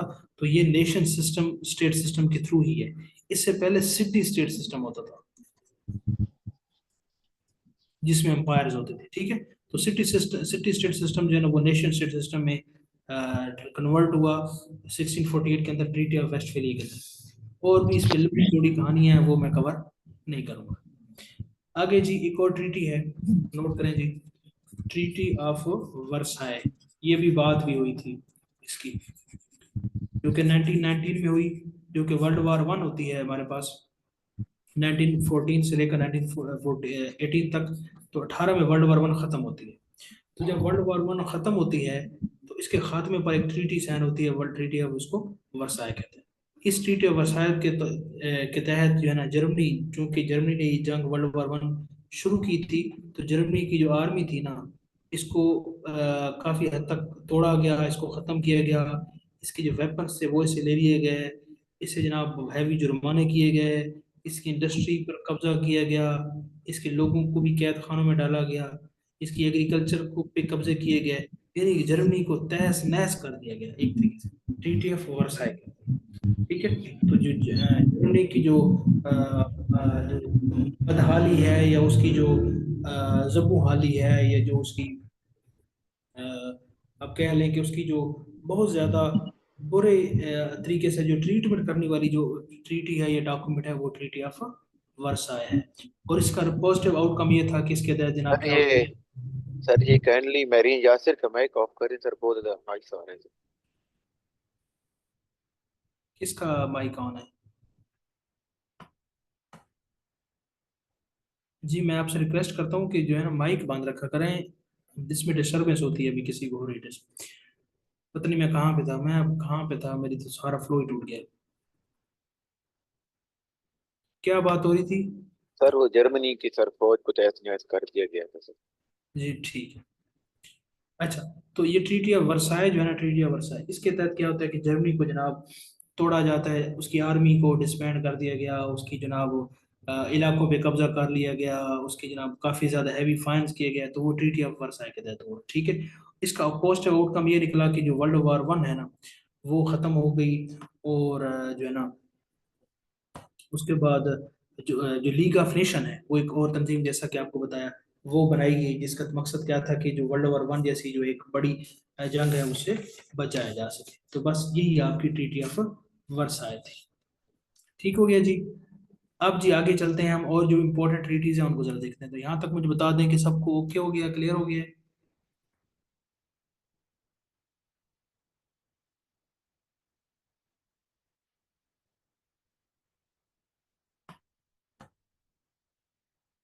ठीक हो गया जी। इसकी आप इन डिटेल भी आप पढ़ सकते हैं, अगर आपको इंटरेस्टिंग लगे तो इन डिटेल भी देख सकते हैं। लेकिन वन पेपर के हवाले से जितना आपको बता रहा हूँ उतना ही करें, इससे ज़्यादा ना जाए तो बेहतर है। बाकी अगर आपका सब्जेक्ट है इंटरनेशनल रिलेशंस है, इंटरनेशनल लॉ है, पॉलिटिकल साइंस है, तो फिर आप इसको देख सकते हैं। ठीक हो गया जी। उसके बाद जी नेक्स्ट हमारे पास जो ट्रीटी है वो है ट्रीटी ऑफ पेरिस। पेरिस आप जानते हैं, ठीक है, फ्रांस का जो है ना वो कैपिटल है, इसके अंदर आईफल टावर भी है। तो ट्रीटी ऑफ पेरिस जो है ना, ये होती है जनाब 1783 के अंदर। ठीक है। और 1783 के अंदर क्या होता है कि जैसे हमने कल देखा था कि एक अमेरिकन रेवोल्यूशन था, जो कि 1655 से 76 में खत्म होता है, और उसको आज़ादी दे दी जाती है, और आज़ादी का ऐलान कर लिया जाता है यूएसए। अब वो 4 जुलाई 77 को यूएसए खुद उसको अपनी आज़ादी का ऐलान करता है। लेकिन जो उस वक्त पे जो ताकत थी, जो पावर थी, वो उस वक्त ऐलान नहीं करती। वो 1783 में क्या करती है, जो यूके जो उसका पावर था ना, यूके जो है ना वो यूएसए को एक अलग रियासत के तौर पर मान लेती है 1783। और किसके तहत? ट्रीटी ऑफ पेरिस के तहत। और इसके अंदर जो है ना यूके जो है ना वो यूएसए को अलग एक सेपरेट ऑटोनोमस सॉवरेन कंट्री के तौर पे मान लेती है। तो यही है आपकी जो है ना ट्रीटी ऑफ पेरिस। और इसमें कोई लंबी चौड़ी बात नहीं। उसके बाद जी एक और ट्रीटी हम जरा देखते हैं, और है जनाब आप आ जाएं, universal universal declaration of human rights. अब ये क्या है? अब आपको ये पता होना चाहिए कि एक कॉन्फ्रेंस होती है, ये हम इंशाल्लाह आगे आगे भी टॉपिक आएगा, उसके अंदर भी डिटेल से देखेंगे कि ये कैसे एक बड़ा इदारा बना। मैं वैसे सरसरी तौर पर देख लें कि 1944 में एक कॉन्फ्रेंस होती है, इसको हम कहते हैं ब्रेटन ब्रेटन वुड्स कॉन्फ्रेंस।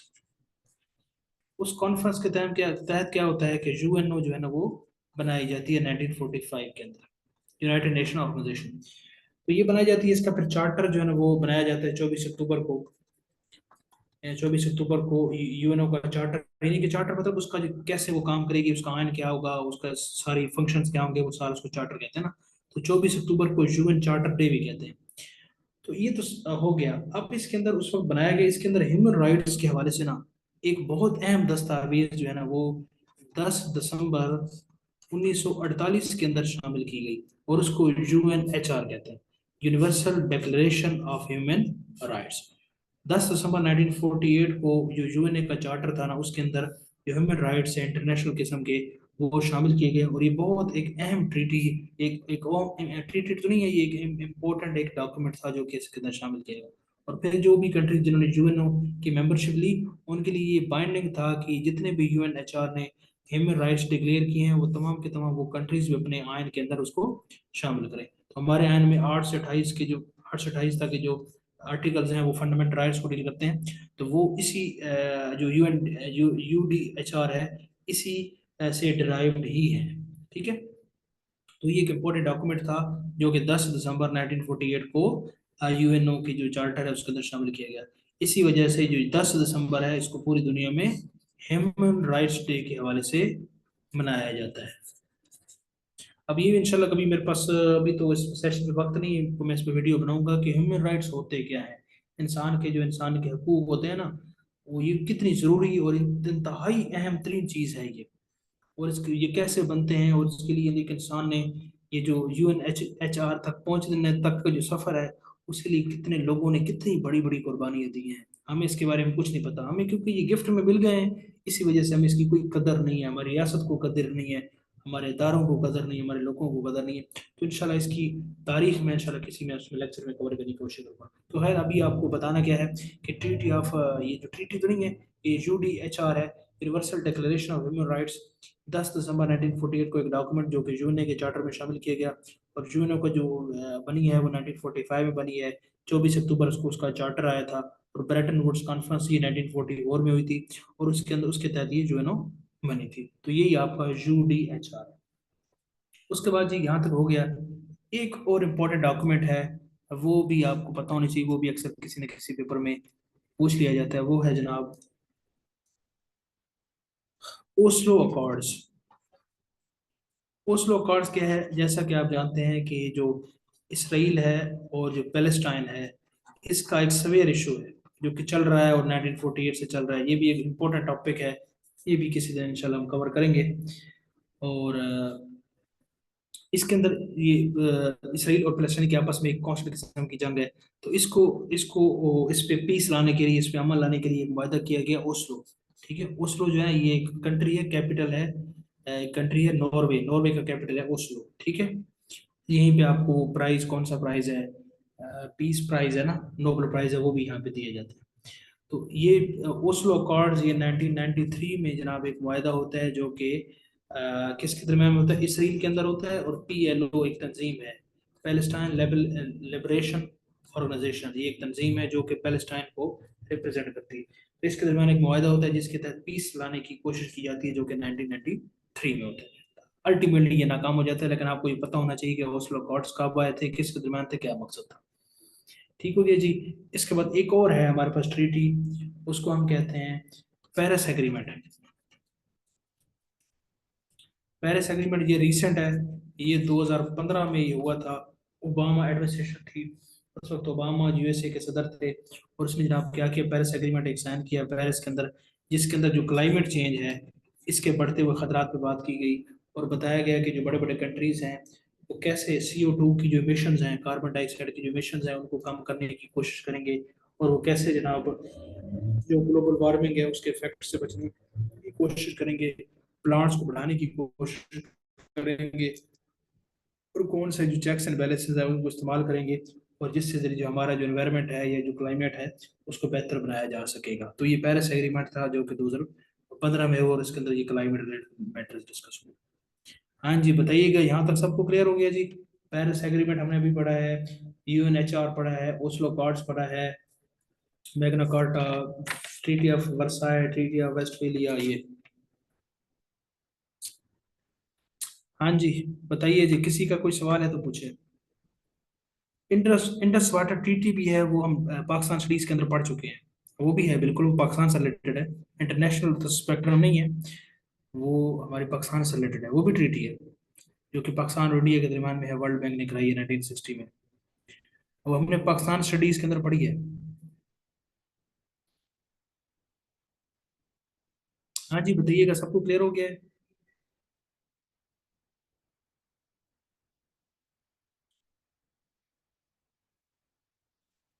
किसी का कोई सवाल है तो पूछे।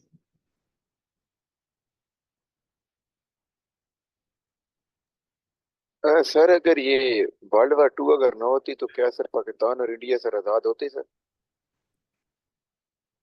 हाँ, ये वर्ल्ड वॉर 2 जो है ना, ये अच्छा सवाल है वैसे। इस पे कुछ भी अगर आपसे या मुझसे कोई वैसे पूछे तो मेरे ख्याल से आज़ाद हो जाते। वर्ल्ड वॉर 2 का हमारी आज़ादी से एक ताल्लुक तो था, लेकिन थोड़ा वक्त हमें ज़्यादा लग जाता। 10 साल 15 साल हमें और गोरे के एडमिनिस्ट्रेशन में रहना पड़ता, लेकिन हम आज़ाद जरूर होते।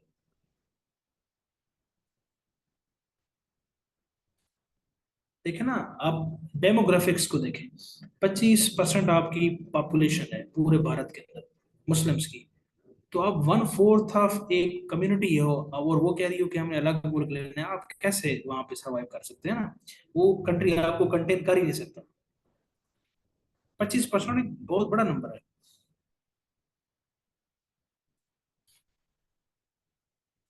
ठीक हो गया जी, और जी किसी का कोई सवाल?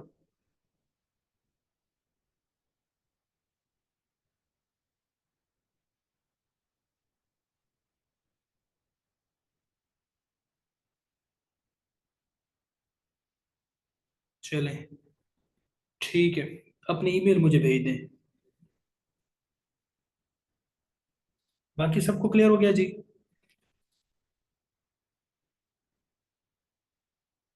ठीक हो गया जी।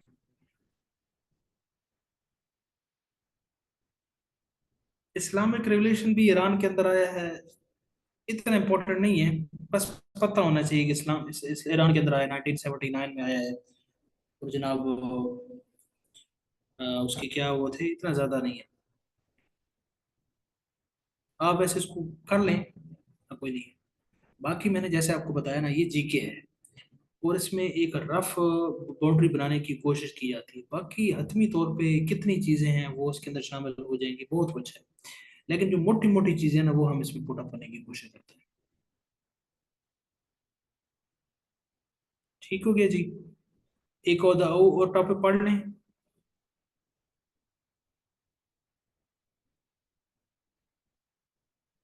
हाँ जी, बताइए। इसे इतना बड़ा ना हो, थके हुए हैं जैसे।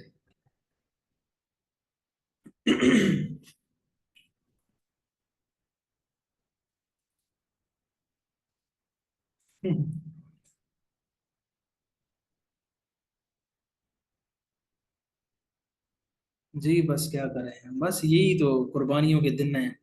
कुर्बानियां तो फिर देनी होती हैं। कोई भी पढ़ना अस्सलाम नहीं वालेकुम चाहते सर। कि। जी वालेकुम सलाम। सर जैसे आज हमने वार पढ़ी है सर, एक वार होता है एक बैटल, इनमें क्या डिफरेंस होता है? बैटल छोटे स्केल पे होती है, वॉर बड़े से लेवल पे होती है। बैटल छोटे लेवल पे होती है, तो सर उसकी जैसे स्केल वर्ल्ड वार 1 और लिमिटेड। 2 की अब वार हैं, और बैटल जो किसी दो मुल्क की आपस में होती है उसको कह सकते हैं?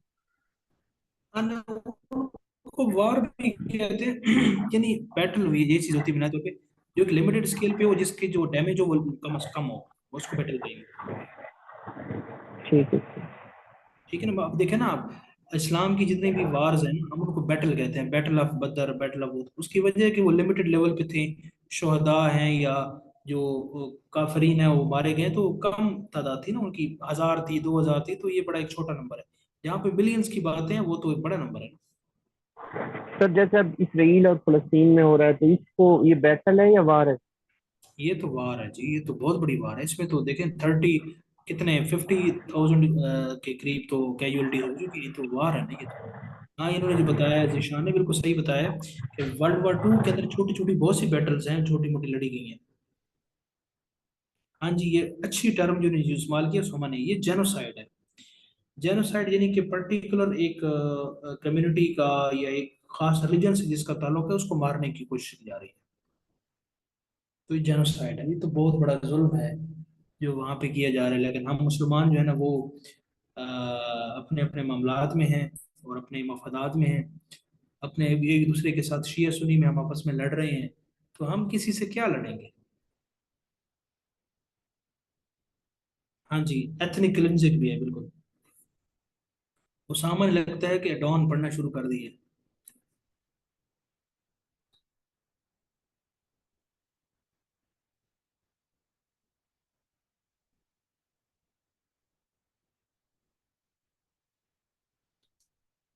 ठीक हो गया जी। ठीक है जी, कोई चीज़ है तो पूछें, नहीं तो नेक्स्ट टॉपिक फिर हम कल करते हैं इंशाल्लाह। कल हम कोशिश करेंगे कि जीके के जो मोटे मोटे टॉपिक्स हैं जो तीन चार रह गए हैं उनको ख़त्म करने की कोशिश करें, और फ्राइडे को आपको क्विज कर लें जीके में से, और नेक्स्ट मंडे से हम अपना नेक्स्ट नेक्स्ट सब्जेक्ट जो है उसको पिकअप कर लें। जो आपको नोट्स भेजता हूँ उनको ज़रा देखा करें वो, और अच्छे अच्छे नोट्स बनाएं, चीज़ों को कवर अप करें। जब ये 12 सब्जेक्ट्स के आपके पास एक अच्छे हेल्दी नोट्स होंगे, फिर इसके बाद आप एडिशनल कोई पास पेपर की बुक कंसल्ट करेंगे तो आपको काफ़ी उसमें चीज़ें समझ में आएंगी।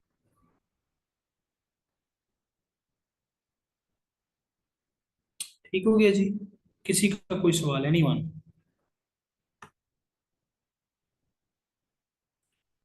सवाल नहीं है तो कोई शेर ही सुना दें।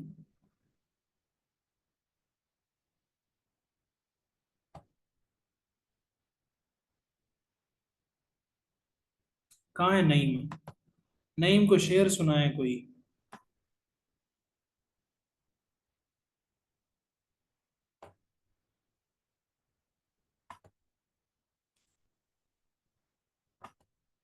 लगता है नईम क्लास में भी ना वो सो गया है।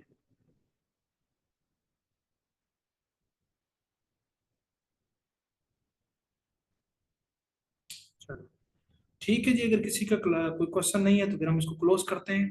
क्वेश्चन है किसी का कोई प्रिपरेशन से रिलेटेड, वैसे कोई चीज़ पूछनी है आज के टॉपिक में से, कल के टॉपिक में से, कल जो होना है टॉपिक उसमें से कोई चीज़ पूछनी है आप पूछ सकते हैं।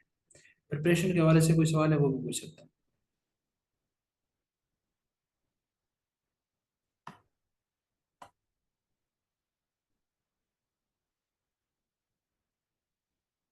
आप सुना दें शहर को शेर।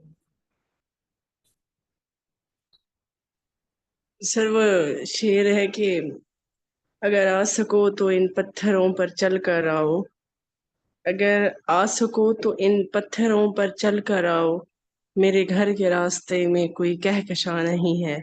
मतलब इसको पीपीएससी पॉइंट ऑफ व्यू से देखें तो फिर वो समझ आती है कि पत्थरों पर चलना है, कहकशां नहीं है हमारे रास्ते में। हाँ जी, ये तो है। ये रास्ता तो ऐसे ही है, इसमें तो आपको कुर्बानियों वाला रास्ता ही है, इसमें फिर हर कोई तो नहीं पहुंचेगा ना। तेरे नहीं करिए थे इन थकेड़े। ये शाजी आप जरा पढ़े ना इसको, ऐसे समझ नहीं आ रही। अस्सलाम वालेकुम सर। वालेकुम सलाम। वैसे तो सर इतने शेर याद नहीं रहते। मेरा एक दोस्त है डीजी खान से, वो ऐसे पढ़ता है, उसकी बड़ी मीठी जबान है। तो ये अच्छा है ठीक तेरे, है। हाँ जी, ये है तेरे नखेड़े दे नखेड़े, खुदा लहावे ते निंदरावे। मुझे यही याद है, उसकी तो उसने तो पूरी गजल पढ़ी थी खुदा तो। लहावे तन, हाँ जी बिल्कुल बिल्कुल। बड़ा अच्छा शेर है ये जी। बहुत कमाल का है। ये गाना भी है, मैंने शायद सुना है थोड़ा सा, लेकिन ये शेर बहुत मजे का है। वो मैं आपको भेजूंगा, मुझे उसकी आवाज में रिकॉर्ड कर। अच्छा, जबरदस्त जबरदस्त, मजे का सॉन्ग है। जी सर। मतलब ये कि आप पढ़ाई के अलावा सारे उसमें फील्ड्स में आगे हैं माशाल्लाह। देखें ना, शेर व शायरी जी भी सर। आ रही है, नीचे सॉन्ग्स की बातें भी आ रही हैं, बहुत अच्छे जा रहे हैं माशाल्लाह। अच्छी बात है, तबीयत में वर्सेटिलिटी बड़ी ज़रूरी है, होनी भी चाहिए। लेकिन थोड़ा बहुत कभी कभार किताब को भी मुंह लगा लेना चाहिए। तो वैसे कोई यहाँ अगर डीजी खान का है तो वो ये पढ़ेगा तो वो एक अलग सा एक मजा होगा इस शेर को निजी पढ़ने खान में। का है ना हमारा दोस्त हसीब, हसीब साईं आओ थे।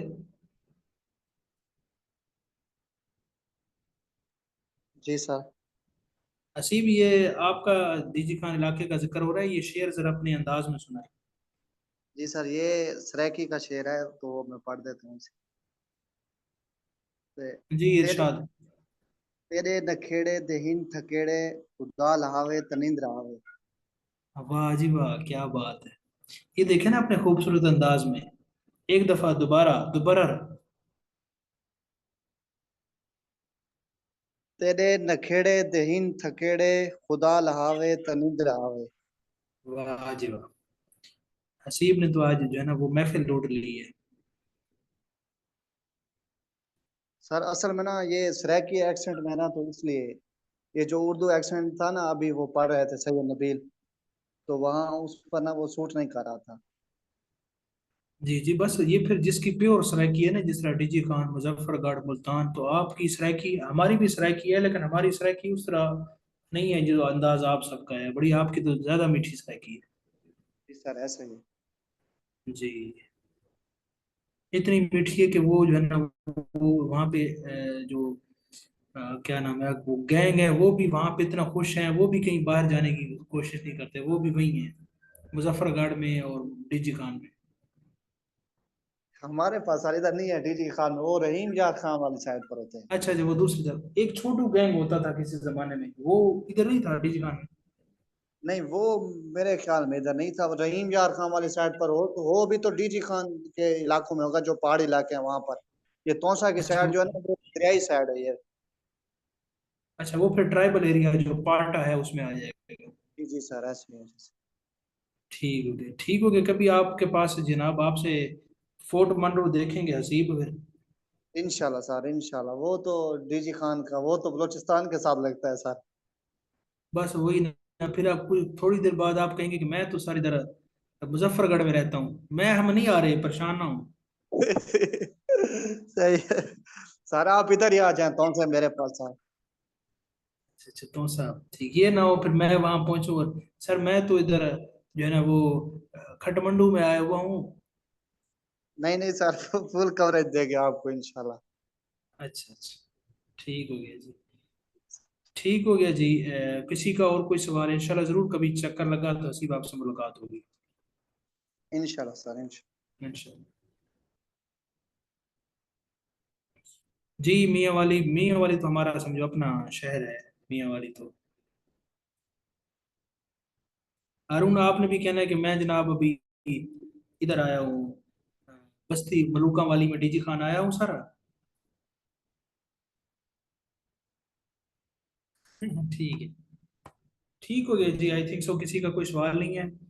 इंशाल्लाह कल मुलाकात होती है, और दुआओं में याद रखिएगा। खुश रहें, आबाद रहें। ठीक हो गया जी। हारून ठीक है, कभी इंशाल्लाह चक्कर लगाएंगे आपके पास। जी जी सर, आ जाए, हम लोग तो तैयार हैं सर, उस सामर में आपकी तरफ आने के लिए सर। आप उधर किसी दिन आ जाए ना, तरहदा तो इतना दूर नहीं है आपसे। हाँ सर, नजदीक ही है। बस 1 घंटे का फासला है, कभी आप आए, आपको अपना कॉलेज अपने बच्चों से मिलवाएं।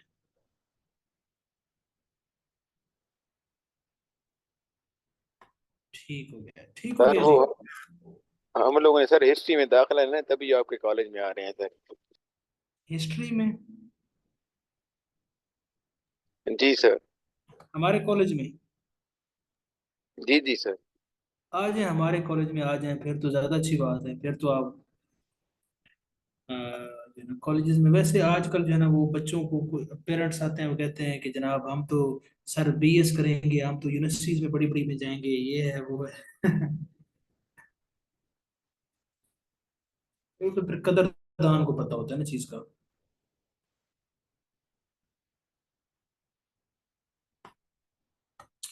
जी, ठीक हो गया जी, इंशाल्लाह कल मुलाकात होती है। और चीज़ें जो बताई हैं, जो नोट शेयर करता हूँ, वो इस वजह से नहीं शेयर किए जाते कि वो ग्रुप के अंदर पड़े रहें, प्यारे लगते हैं, वो प्यारे लगते हैं, लेकिन वो होते हैं पढ़ने के लिए, वो आपको पढ़ने चाहिए, उनको देखना चाहिए, उसको अपने जो नोट्स आप बनाते हैं उनके अंदर उनको फिट करना चाहिए। तो उम्मीद है आप ऐसे ही करते होंगे। ठीक है जी, अल्लाह हाफिज़।